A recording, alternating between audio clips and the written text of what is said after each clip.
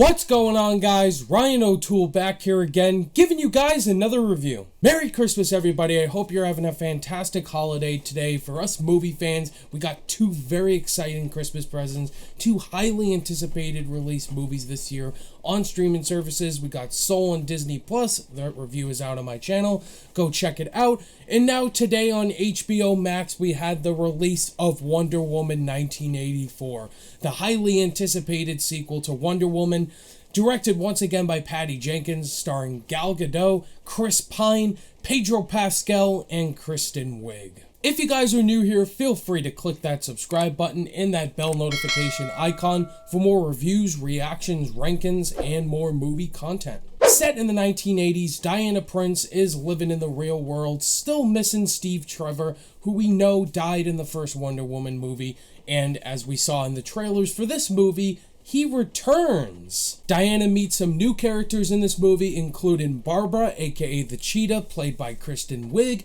They become buddies, and we also meet Maxwell Lord, played by Pedro Pascal, and they come across this MacGuffin that can make your wish become a reality. Thank God this movie is finally out. After months of delays in this pandemic, Wonder Woman 1984 is finally released to us at home on HBO Max, as well as in theaters. And so I was very highly anticipating Wonder Woman 1984. I absolutely loved the first movie. I thought it was fantastic. It's one of my favorite comic book movies to have come out. And so going into the sequel, I was also pretty concerned as well with the marketing and the trailers and Chris Pine returning as Steve Trevor. And it seemed like they were going in a different direction compared to the first movie. And this review is going to be completely spoiler-free, as a complete respect to anybody that hasn't seen this movie yet. Don't worry, guys, no spoilers in this review. So, Wonder Woman 1984. Is this movie great? Is it bad? Is it okay? I was really let down by this movie. And that really disappoints me saying that, because I love the first movie. I thought it was just groundbreaking. It had a lot of great emotional elements to it. Diana was such an intriguing character, as well as Steve Trevor. Just the battle sequences, the action, the emotion, the comedy.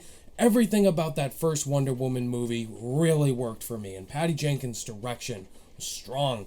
But with Wonder Woman 1984, it just didn't have that heart like the first movie had. This movie was really glamorous, colorful, not a lot of action, and had some comedy that didn't work, and storylines that are just jumbled and all over the place, and I was just really let down by this movie. Gal Gadot is still great as Diana Prince / Wonder Woman. I think she's a really good actress, and she really does prove it in this movie.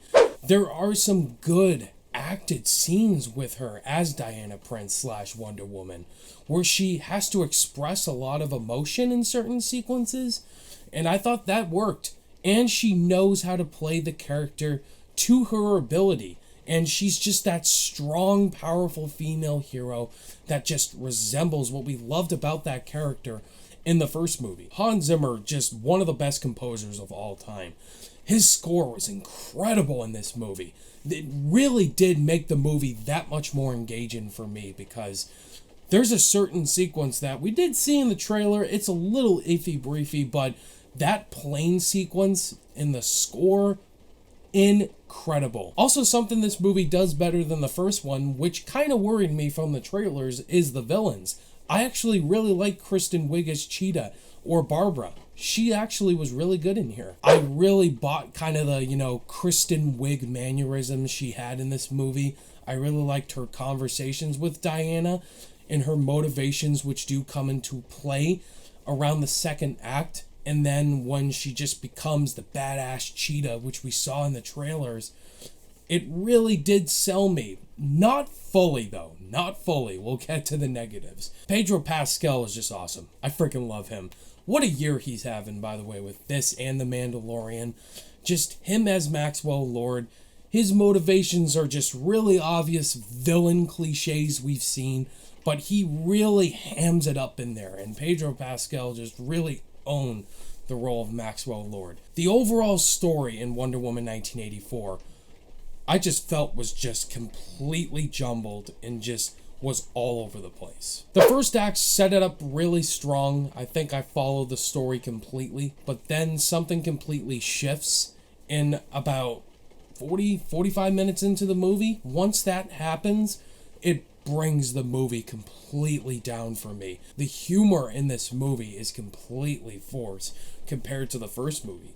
One of the things I loved about the first Wonder Woman movie was Steve Trevor and Diana Prince's fish out of water comedy, and they do a similar thing in this movie, and it's completely different. The first movie does a better job at the fish out of water comedy compared to this one. I didn't like what they did overall with Steve Trevor, spoiler free. Just, it made absolutely no sense to me. I was completely lost whenever that happened, and it just really dragged it down, and it was kind of shameful because Steve Trevor was such an awesome character in the first one, and in here it's just kind of like a slap in the face. Then the third act gets completely jumbled as well. A lot of CGI visual effects did not look that great to me, especially Cheetah, which we did see in the trailers. Her visual effects CGI looked really iffy a lot of times, and it just completely lost me, this movie. There's some really good emotional parts in here, especially with Gal Gadot in the final act, in the first act. But whenever, again, that certain plot point just reached in the first act, it's like a plane crashing. Like, it's going down, down, down. It's losing me, tries to go back up again, but it's just keep going down. Had so many questions watching this whole entire 2.5 hour movie. This movie's too long. Like, it should have been at least 2 hours. Like, the story did not captivate me at all. It was not emotionally invested, and it was not just heart-tugging like the first one was. Before I give you guys my final overall thoughts on Wonder Woman 1984, if this is your first time checking out the channel and you enjoyed my review for this, hit that like button and consider clicking that subscribe button for more reviews and awesome stuff like this. I do classic reviews, new movie reviews, ranking videos, and I talk tons of movie content, guys, and I do this on a weekly basis. Overall, Wonder Woman 1984 is not in the same league of the first one, in my opinion. This was definitely a very disappointing sequel for me. I wanted to love this movie, but I just could not overlook the flaws with this film. It's got great emotional parts, a fantastic score, great performances from Gal Gadot, Pedro Pascal, Kristen Wiig, but a story that is just jumbled all over the place. On my rating scale, I'm going to give Wonder Woman 1984 a C. There you have it, guys. That was my thoughts on Wonder Woman 1984. I'm sorry if I did sound really negative in this review, but I gotta be honest and say I didn't love this movie on first viewing. Just did not hook me like the first one did. But I want to hear what your guys' thoughts and opinions are. Did you disagree with me and absolutely love this movie? Did you agree with me, think it was disappointing and okay? Would you absolutely hate the movie? Let's talk about it down below in the comments. Now that I've seen Wonder Woman 1984, guys, look forward to my updated DCU ranking of all 9 movies. Thank you guys so much for watching this review. All my social media links are in the description below, and I'll see you guys in the next video. Bye.